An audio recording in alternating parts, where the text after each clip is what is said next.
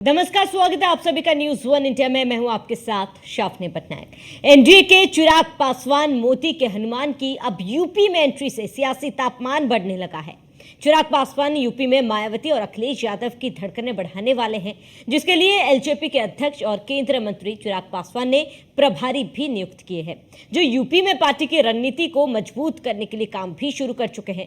लोकसभा चुनाव में अखिलेश यादव ने पीडीए का फॉर्मूला अपनाया और शानदार प्रदर्शन करके भी दिखाया, लेकिन अब अखिलेश के पीडीए के फॉर्मूले को फेल करने के लिए और मायावती के दलित वोट बैंक में सेंधमारी के लिए यूपी की सियासत में नए चेहरे की एंट्री होने जा रही है, क्योंकि अखिलेश के पीडीए में पिछड़ा, दलित और अल्पसंख्यक आते हैं। चिराग पासवान भी पिछड़ों दलितों की राजनीति करते हैं। इसी तरह चंद्रशेखर आजाद, ओम प्रकाश राजभर की सुहेलदेव भाटिया समाज पार्टी और संजय निषाद की निषाद पार्टी के लिए खतरा बन सकते हैं। लोक जनशक्ति पार्टी की यूपी की सियासत में कदम रखने से पिछड़ों और दलितों की राजनीति करने वाले दलों को कितना नुकसान होगा, ये देखना महत्वपूर्ण है। तो चिराग की एंट्री अब उत्तर प्रदेश में हो चुकी है। अब चिराग पासवान की एंट्री किस किस पार्टी की खेल बदलती है, ये देखना महत्वपूर्ण होगा। जहां रण में मोदी का हनुमान के नाम से चिराग पासवान को जाना जाता है, ऐसे में चिराग पासवान की एंट्री से किसको कितना फायदा, किसको कितना नुकसान होगा, ये देखना महत्वपूर्ण है, क्योंकि चिराग पासवान एक ऐसे नेता हैं जो पिछड़ों दलितों की आवाज को मुखर करते हैं, जो केंद्र सरकार के कई फैसलों पर विरोध करते हुए भी नजर आए थे, सवाल खड़े करते हुए भी बीते दिनों नजर आए थे, जिसके बाद लगातार ये कयास भी लगाया जा रहा था चिराग पासवान और बीजेपी के बीच सब कुछ ठीक नहीं है। हालांकि इन तमाम चीजों को अटकलें बताकर चिराग पासवान आके आए हैं। उत्तर प्रदेश में चिराग पासवान की एंट्री हो चुकी है। बड़ा सवाल ये है कि विपक्षी जो पीडीए के एजेंडे को लेकर आगे बढ़ते आए हैं और लोकसभा चुनाव में शानदार प्रदर्शन किया था पीडीए फॉर्मूले को लेकर, क्या इस पीडीए फॉर्मूले को लेकर चिराग पासवान जो है आगे बढ़ पाएंगे? क्या ये फॉर्मूला काम आएगा? चिराग पासवान क्या पीडीए के फॉर्मूले को लेकर खेल कर सकते हैं? ये बड़ा सवाल है। पीडीए के फॉर्मूले को फेल करने के लिए और मायावती के दलित वोट बैंक में सेंधमारी के लिए यूपी की सियासत में नए चेहरे की एंट्री कितनी कारगर होगी, ये भी देखना महत्वपूर्ण होगा।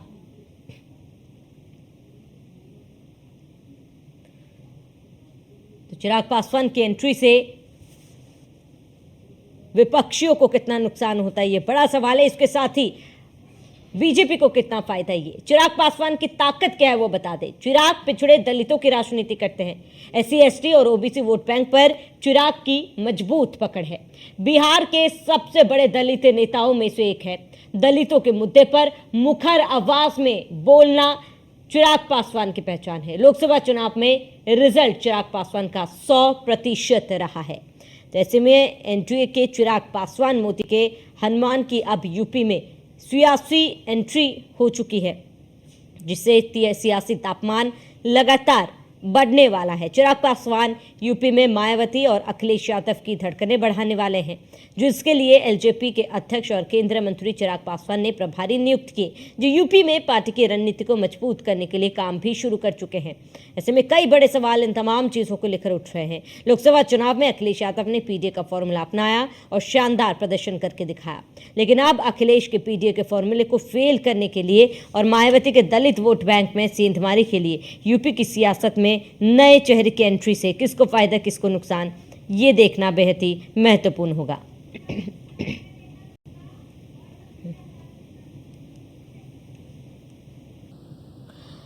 चर्चा की शुरुआत करते हैं। शमशेर आजाद नेता बीजेपी हमारे साथ जुड़ चुके हैं। पूजा मिश्रा नेता सपा हमारे साथ जुड़ चुके हैं। सबसे पहले शमशेर आजाद जी, आपका रुख करूंगी।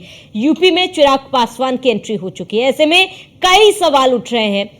विपक्षियों को लेकर भी कई सवाल उठ रहे हैं, तो वहीं बीजेपी में भी कई सवाल उठ रहे हैं। लेकिन सबसे बड़ा सवाल यह है कि जो पीडीए फॉर्मूले से कहीं ना कहीं विपक्ष ने, समाजवादी पार्टी ने शानदार प्रदर्शन लोकसभा चुनाव में किया था, क्या उसी फॉर्मूले के काट के तौर पर चिराग पासवान की एंट्री उत्तर प्रदेश में कराई गई है? नमस्कार आपको और आपके चैनल के सभी दर्शकों को। देखिए, भारतीय जनता पार्टी जो अपना नारा लेके चल रही थी, विकास का नारा, राष्ट्रवाद का नारा, देश में एकता का नारा, अमन चैन का नारा, सबका साथ सबका विकास का नारा, उसे पर भारतीय जनता पार्टी इस बार भी लड़ाई लड़ेगी उत्तर प्रदेश में जो विधानसभा की 10 सीटें, उस पर चुनाव लड़ने के लिए भारतीय जनता पार्टी ने जिस तरीके से योगी आदित्यनाथ को अपना मुखिया बनाया उत्तर प्रदेश में, और योगी आदित्यनाथ जिस तरीके से सक्रिय दिख रहे हैं, तो उससे विपक्ष में बेचैनी बिल्कुल साफ दिख रही है। और आपने देखा होगा कि अनर्गल बयान भी दे रहे हैं, चाहे वो चिराग पासवान हो और चाहे हमारे मध्य प्रदेश के मुख्यमंत्री जो है मोहन यादव जी हो।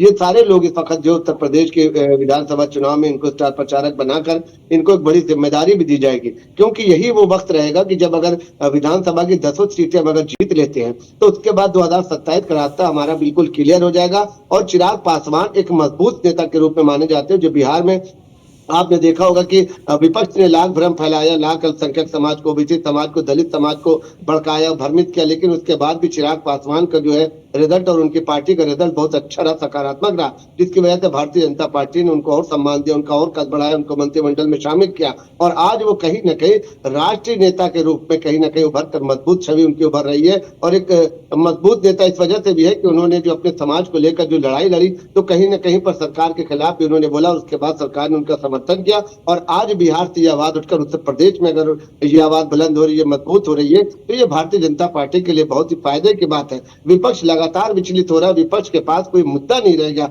आप देखते होंगे कि विपक्ष सुबह दूसरी बात करता है, शाम को दूसरी बात करता है, दोपहर में तीसरी बात करता है, क्योंकि उनके पास मुद्दे जरूर वो बनाते हैं, लेकिन उनके पास न उनकी पार्टी के अंदर नेताओं का समर्थन उनके साथ होता है, न कार्यकर्ताओं का समर्थन होता है, न प्रदेश की जनता का उनके पास समर्थन होता है, तो फिर वो मुद्दे बदल देते हैं। कोई भी मुद्दा ऐसा नहीं होता जिसको प्रदेश स्तर पर, राष्ट्रीय स्तर पर समाजवादी पार्टी या कांग्रेस या बसपा के लोग उसको जो है मुद्दा बनाकर हफ्तों महीनों तक ले चले, आरोप लगाते हैं भारतीय जनता पार्टी के ऊपर, लेकिन उसके बाद होता है कि जब इनको समर्थन नहीं मिलता और जब उसके बाद सरकार का, भारतीय जनता पार्टी का जो है जवाब इनके ऊपर आता है, तो ये बिल्कुल अपना को विफल मानते हैं, उसके बाद फिर दूसरा मुद्दा बनाने लगते हैं। जनता ने जिस तरीके से योगी आदित्यनाथ को दूसरी बार और मोदी जी को तीसरी बार देश में प्रधानमंत्री बनाया और योगी जी को दूसरी बार मुख्यमंत्री बनाया, तो ये बिल्कुल साफ निर्देश दे दिया है जनता ने कि अब जो है भारतीय जनता पार्टी की सरकार सालों साल रहने वाली है। और जहां पर भी विधानसभा उपचुनाव हो रहा है, वहां पर भी आपने देखा होगा कि अपराध और अराजकता किस तरीके से वहां पर चरम सीमा पर है, वहां के प्रतिनिधियों और उनके नेताओं ने किस तरीके से वहां पर, चाहे आपने देखा होगा अयोध्या का कांड ले लिए, चाहे कानपुर का कांड ले लिए, ऐसे अनेकों विधानसभा उनकी है जहां पर उनके नेताओं ने और उनके नेता के समर्थकों ने अपराध में अपना पूरी तरीके से भागीदारी की है। तो जनता भी वहां की चाहती है कि विकास के रास्ते पर अगर बढ़ना है तो सत्ता के साथ रहना है, भारतीय जनता पार्टी के साथ रहना है, तभी सम्मान मिलेगा और तभी राष्ट्रभक्ति को मजबूत एक रूप मिलेगा। और हम ये चाहते हैं कि प्रदेश की जनता जो है भारतीय जनता पार्टी से जुटी रहे। इसके विपरीत अगर आप देखेंगे तो समाजवादी पार्टी और कांग्रेस के लोग सिर्फ और सिर्फ फेसबुक पर और सोशल मीडिया पर अपनी राजनीति करें, लेकिन आपने देखा होगा कि योगी जी लगातार जिस तरीके से तूफानी दौरा कर रहे हैं, विधानसभा की 10 सीटों पर उत्तर प्रदेश में जिस तरीके से उन्होंने शमशी आजाद जी ठीक है, विकास के तमाम जिक्र किए हैं आपने, विपक्षों पर भी कहा, लेकिन मेरा सवाल ये था कि क्या चिराग पासवान की एंट्री से जो पीडीएफ फॉर्मूला लेकर शानदार प्रदर्शन विपक्ष ने किया था, उसकी काट के तौर पर चिराग पासवान को बीजेपी लेकर आई है क्या उत्तर प्रदेश में? पीडीएफ फार्मूला तो देखिए बहुत पहले फ्लॉप हो चुका है। पीडीएफ फार्मूला तो आपने देखा होगा कि विधानसभा में जब राज्यसभा की सीटों पर नामांकन वो मतदान हो रहा था, उसी वक्त आपने देखा होगा जिस वक्त इनको मनोज पांडे छोड़ के चले गए, अभय सिंह छोड़ के चले गए, जिस वक्त आदम खान इनका भी साथ छोड़ने के बाद उसी वक्त आपने देखा दलितों ने जिस वक्त इनके खिलाफ आवाज उठाई, तो उसी वक्त इनका पीडीएफ फार्मूला समाप्त हो चुका है। अब तो ये परिवार डेवलपमेंट अथॉरिटी चला रहे हैं, वो दलित और वो पिछड़ा और वो अल्पसंख्यक वो वाला मामला ही खत्म इनके हो गया। अब जो है परिवार डेवलपमेंट अथॉरिटी इनके यहाँ चल रही है, उसी को बचाने का काम कर रहे हैं, अपनी पार्टी को बचाने का काम कर रहे हैं। शमशी आजाद जी, आप जिस फॉर्मूले को खत्म करने की बात करें, उसी फॉर्मूले के आधार पर कहीं ना कहीं विपक्षियों ने लोकसभा चुनाव में बेहतर प्रदर्शन किया था। शमशी आजाद जी, मैं लौटूंगी आपके पास। शमशी आजाद जी, मैं लौटूंगी आपके पास। लोकसभा चुनाव में हमारी सिर्फ ये गलती रही कि हम जनता तक अपनी बात पहुंचा नहीं पाए और विपक्ष ने जो है जनता को भ्रमित करके उनका वोट हासिल किया, जिसकी वजह से जनता अपने को ठगा महसूस कर रही है और जनता ये कह रही है कि हम जो विपक्ष की बातों को पूरी तरीके से शमशी आजाद जी, मैं लौटूंगी आपके पास। पूजा मिश्रा जी, आपका रुख करूंगी। पूजा मिश्रा जी, शमशी आजाद जी को सुना आपने, मेरा सवाल आपसे ये है कि आप जिस चिराग पासवान को कहीं ना कहीं यूं कहें कि पीडीए के कार्ड के तौर पर बीजेपी लेकर आई उत्तर प्रदेश में चिराग पासवान की एंट्री से, क्योंकि जहां पीडीए की आवाज को लगातार मुखर करती आई है समाजवादी पार्टी, क्या क्योंकि चिराग पासवान भी दलितों के नेता के रूप में जाने जाते हैं, दलितों का अच्छा खासा उनका भी वोट बैंक है, कितना नुकसान पहुंचा सकती है, क्या इस फॉर्मूला को फेल कर सकती है चिराग पासवान की एंट्री उत्तर प्रदेश में? पूजा मिश्रा। पासवान और मोहन यादव दोनों लोगों श्रावणी जी श्रावणी जी आपको नमस्कार। और पहली बात तो मैं प्रवक्ता हूँ समाजवादी पार्टी से। और मैं सुन रही थी अभी भाजपा के प्रवक्ता को, लगातार वो पता नहीं क्या कहानी कह रहे थे, तो शायद उनको शुद्ध क्या कहना चाह रहे हो कुछ कह भी नहीं पा रहे थे। तो मैं डायरेक्ट डायरेक्ट बात कर लेती हूँ। मुझे लगता है कि इन्होंने चिराग जी का ट्वीट भी नहीं देखा होगा, इन्होंने एक्स हैंडल पे जो लिखा था। पहली बात तो चिराग जी जो है आ रहे हैं उत्तर प्रदेश में प्रचार करने के लिए। अभी इन्होंने कहा कि मध्य प्रदेश के मुख्यमंत्री आ रहे हैं, क्या हो गया? उत्तर प्रदेश के दलित पिछड़े कहाँ चले गए आपके नेता? कि मतलब अब आप जो है दूसरे दूसरे स्टेट से लेकर के आएंगे, वो भी उनको। श्रावणी जी, जो बिहार में जब 65% आरक्षण चल रहा था दलितों का, वो कैंसिल हो रहा था, चुप खड़े हुए थे। जो जिन्होंने इनकी पार्टी को तोड़ दिया, सत्ता के लालच में उनके साथ में जा खड़े हो गए। जो अपने यहाँ अपने स्टेट में अपने दलितों के हक की लड़ाई नहीं लड़ ले रहे हैं, वो आएंगे उत्तर प्रदेश में दलितों की लड़ाई लड़ने के लिए। जो अपने यहाँ पे पिछड़ों की लड़ाई नहीं लड़ पा रहे हैं, वो आएंगे उत्तर प्रदेश में लड़ाई लड़ने के लिए। और उनकी मजबूरी भी है ना श्रावणी जी। मजबूरी क्या है कि केशव प्रसाद मौर्य जी अपनी लड़ाई लड़ रहे हैं, ब्रिजेश भी अपनी लड़ाई लड़ रहे हैं। ये जो 2 इंजन की ट्रेन चलाई थी, इन्होंने ऑटो हो रखी हुई है। पहला हो गया चक्का, 3 चक्कों की ऑटो हो रखी है। पहला चक्का योगी आदित्यनाथ, पीछे के 2 चक्के हो गए आपके ब्रजेश पाठक जी और केशव प्रसाद मौर्य जी। अब दिक्कत ये है ना इन ऑटो के साथ में कि पहला चक्का जाना चाहता है लखनऊ और पिछले के 2 चक्के जाना चाहते हैं दिल्ली। अब एक खींचतान मची हुई है इनके ऑटो में। तब इनको लग रहा है कैसे बैलेंस किया जाए। अब ये चाह रहे हैं कि मध्य प्रदेश से ले आ ले, बिहार से ले आ ले, फिर राजस्थान से भी लेकर के आएंगे। देखिए, आपने जनता के बीच में कार्य नहीं किया। आप कह रहे हैं मैंडेट दिया जनता ने, तीसरी बार आपको बनाया। ये दिखना भी तो चाहिए ग्राउंड पे। जनता ने जो मैंडेट दिया वो दिख रहा है। विपक्ष को मजबूत बनाया क्योंकि उनको पता चल गया कि आप जो है उनके हित में कार्य नहीं कर रहे हैं। आप बात कर रहे हैं दलितों की, पिछड़ों की, पर नहीं कार्य करते हुए दिख रहे हैं। आपको जहां मौका मिलता है वहां पे आप उनका आरक्षण छीन लेते हैं। आप यहाँ पे 69,000 भर्ती में उत्तर प्रदेश में उनके 19,000 सीटें खा जाते हैं। वो बेचारे प्रोटेस्ट कर रहे होते हैं, हाईकोर्ट का फैसला आता है, उसके बावजूद भी आपके कान पे जूं नहीं रेंग रही होती है। आप चाहते हैं कि नहीं, हम तो खाके रहेंगे भाई उनका आरक्षण, उनकी जो है हत्या करके रहेंगे उनके अधिकारों की। और उसके बाद में आप कह रहे हैं उनके हित के कार्य कर रहे हैं। जनता को दिखता है कि उनके हित में कौन कार्य कर रहा है।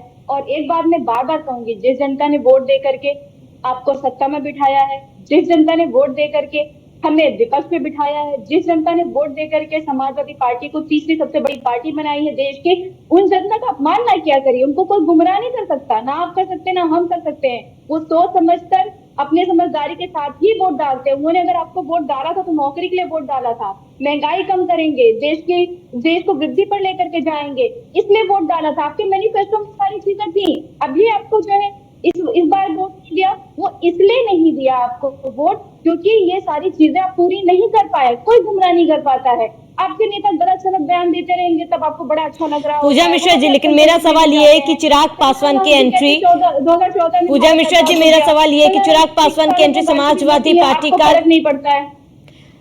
पूजा मिश्रा जी, मेरा यही सवाल आपसे भी यही सवाल है कि चिराग पासवान की एंट्री से क्या समाजवादी पार्टी का खेल बिगड़ सकता है? जो वोट बैंक है, दलित और पिछड़ा एक अपना समाजवादी पार्टी का अपना एक वोट बैंक है। जी श्रावणी जी, देखिए मैंने हर बार कहा है कि जो है कोई किसी का वोट बैंक नहीं होता। जनता अपने मुद्दों पर वोट करती है। अगर वोट बैंक हो रहा होता तो मायावती जी आज परेशान ना हो रही होती। उनका वोट परसेंटेज 9% तक पहुंचा होता। 9% पहुंचा इसलिए क्योंकि कोई किसी का वोट बैंक नहीं है। अगर आप उनके मुद्दों की बात करेंगे, आप उनकी हक की लड़ाई लड़ेंगे, उनको लगेगा कि आप उनके लिए बेहतर कार्य करना चाहते हैं तो आपको वोट करेंगे। अगर उनको लगेगा आप बेहतर कार्य करना नहीं चाहते हैं तो आपको वोट नहीं करेंगे। श्रावणी जी, अब चाहे आप कहीं से उतार ले आइए, कहीं से किसी को भी ले आ दीजिए, वो आपको वोट नहीं करने वाले हैं। ये कांग्रेस की बात करते हैं, हालांकि कांग्रेस को दिख नहीं रहे हैं ये। ठीक है पूजा जी, मैं लौटूंगा आपके पास। सर्वेश पाठक जी, पॉलिटिकल एक्सपर्ट हमारे साथ जुड़े।